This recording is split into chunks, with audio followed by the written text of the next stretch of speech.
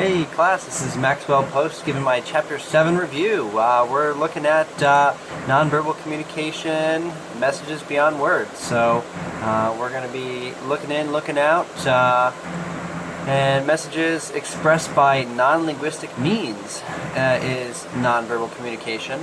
And so anything that's written or said or even sign language, which I was excited to talk about, but unfortunately that is not nonverbal communication because you are signing verbs. So the different types of nonverbal communication are body movement, voice, touch, appearance, physical space, physical environment, and time. To which I probably need to work on time the most. So body movement, I have a little activity there to watch a video. The video, I believe, is called Your Body Language Shapes Who You Are, and it's a really great TED Talk. I thought it was super informative, really well made, well done presentation. So that certainly is a good one to watch. And then voice, paralanguage is nonverbal vocal messages, and I had this really funny video from Comedy Central. It's two guys, Key and Peele, and that one was like the Headhunter something, maybe Severed Head Warriors, I think it was. And so they use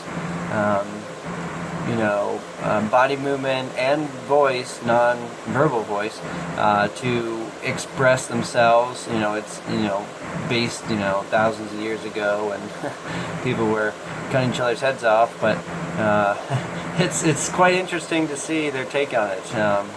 Very interesting.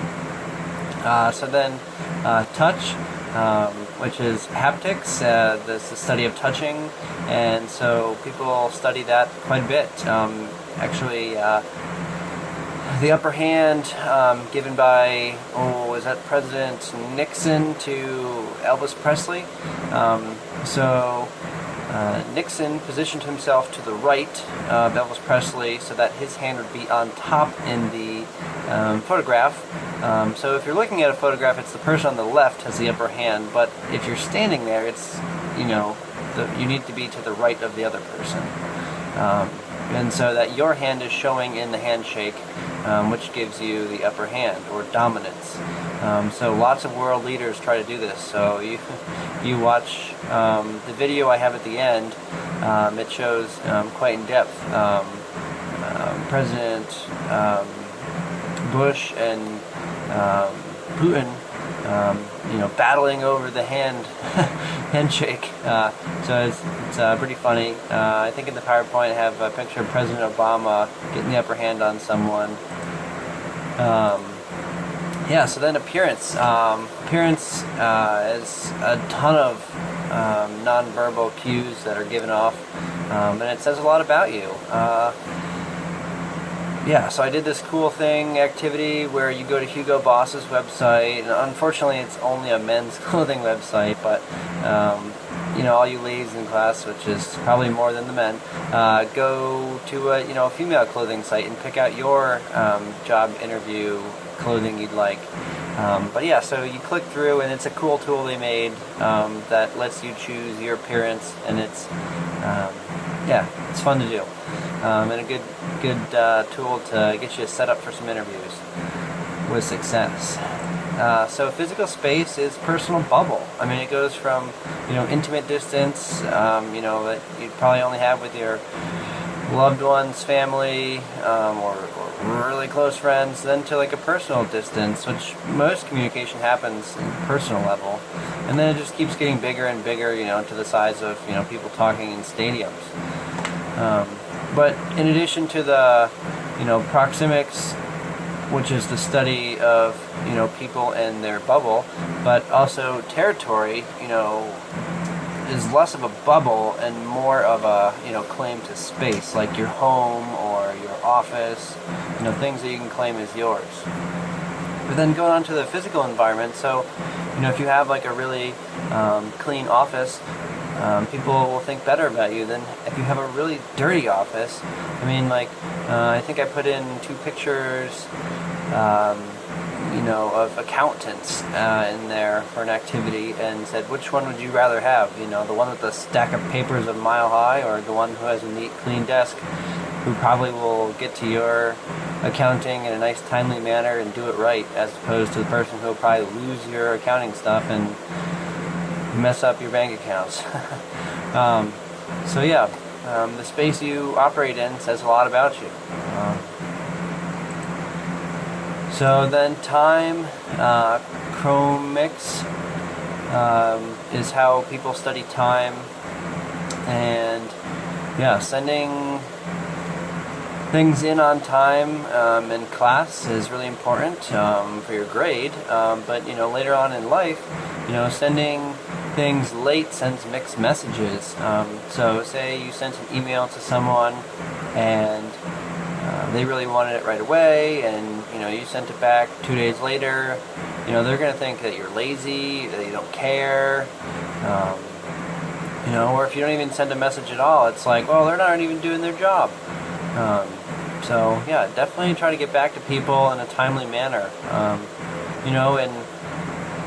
set clear expectations on time. If you only want to check your emails and reply 3 times a day, then do it at the same time each day, so that your message of timeliness is being clear, as opposed to just sending out emails when you get a chance, and then some days you don't get a chance, then people will think less of you. So time is an important part of nonverbal communication. So in communicating without words, those skill sets are vital. You couldn't get through college, you couldn't get through work without nonverbal skills. You definitely want to use your nonverbal skills. So pretty much every animal has nonverbal skills. Actually, none of them use verbal skills, so they're extremely good, if not better than us, at nonverbal skill sets. Could you communicate without using nonverbal cues? Probably not. Maybe for a day if you lock yourself in a room, but eventually you're going to have to go to the store or something, leave your house. So there's 3 valuable social functions of nonverbal communication. There's impression management, the ability to reflect and shape the kind of relationships we have with others, and conveying emotions. These are all primary relational nonverbal cues. So there's a lot of things that you'll say with your body that you're not saying with your verbs. So you can, do yourself good or do yourself harm with nonverbal communication. It can really let out the lies. They use it a lot in courtrooms or police interrogations. They are watching your every move, because it's going to tell what your verbs do not. So someone who's lying about doing something, they'll be pretty calm maybe, and they'll be taking a lot of pauses, where someone who is falsely getting imprisoned, they're going to be angry, they're going to be direct, they won't have a lot of pauses, they're just going to be full of angry emotions. There's things people watch for in those kind of situations to see what's right or wrong. I wonder, what kind of training they give to juries for that. I've actually never had to sit on a jury before, just luck of the draw, but someday. But interested to see what kind of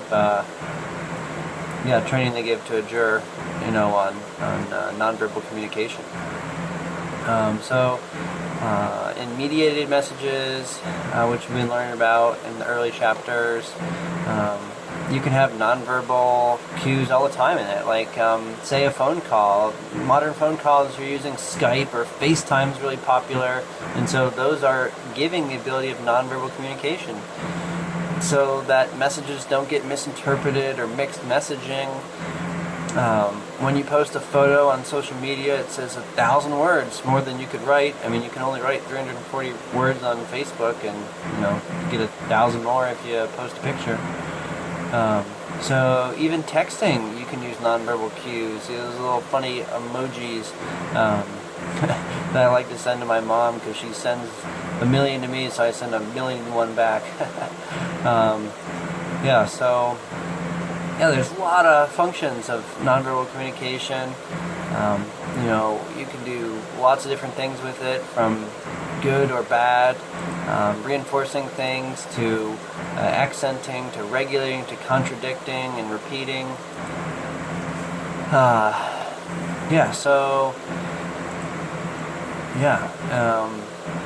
But it's really easy to misinterpret nonverbal communication. So when it's used with verbal communication, it's the most effective. But certainly, like, nonverbal things can lead you down the wrong road. Like putting someone's arm or your arm around someone's shoulders. You could think that's like, oh, like buddy buddy, and the other person could think like you're like trying to attack them.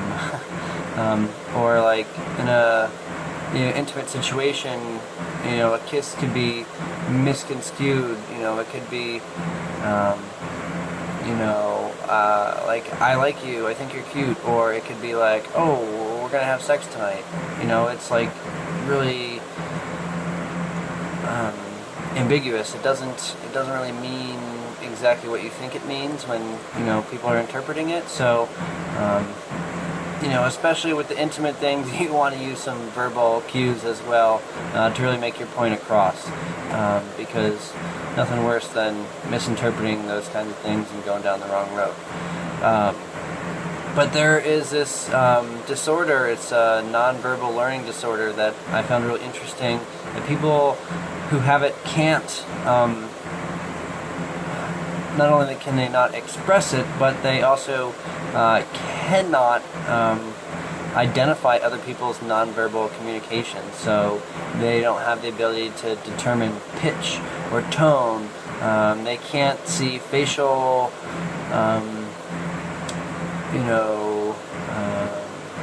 different facial messages that you're sending out, body language messages. They're just not going to get it. That's a really interesting one I came across, and so those people you really have to work with. So gender was another really interesting thing. Male and females have very different things, from something as easy as pitch and tone of voice. Males have the deeper voice, while females have more of a high-pitched voice. But that's not a hard rule. It's more of a stereotype, but it's certainly out there. And then hand gestures. Women are more likely to talk with their hands, unless it's like an Italian man. And then culture, though, that's a huge difference in nonverbal communication. People from different cultures are all over the board. Look at Middle Eastern people. So when people are going through a door, you want to go through the door last if you're most powerful. And also things like a handshake getting the upper hand. Or I found funny that the OK symbol is, in the US it's like a cheeky form of OK, and in Greek it's a negative sexual connotation. So all over the board, things that you think mean one thing could mean something else in a different place. So it's best to do your cultural research before going somewhere and getting yourself in trouble or killed. Hope you enjoy the PowerPoint, and I really hope you watch the video if you have a chance. It's Top Secrets About Body Language. It's a full documentary from the History Channel. It's quite relevant this year being an election year. It talks all about the politicians, and it's a few years old. I think it's from 2015, but it's Barack Obama and Hillary Clinton, and they are interacting with each other, and it's showing their messages and how their nonverbal communication really plays out.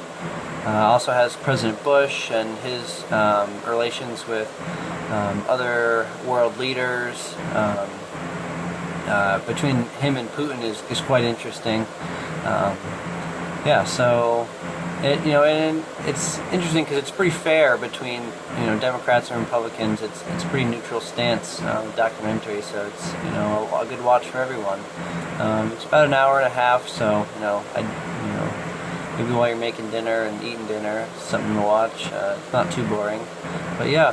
Hope you all enjoyed Chapter 7, and hope you think twice before you communicate non-verbally in the future, so that you don't send mixed messages. All right, well, see you another time. Bye-bye.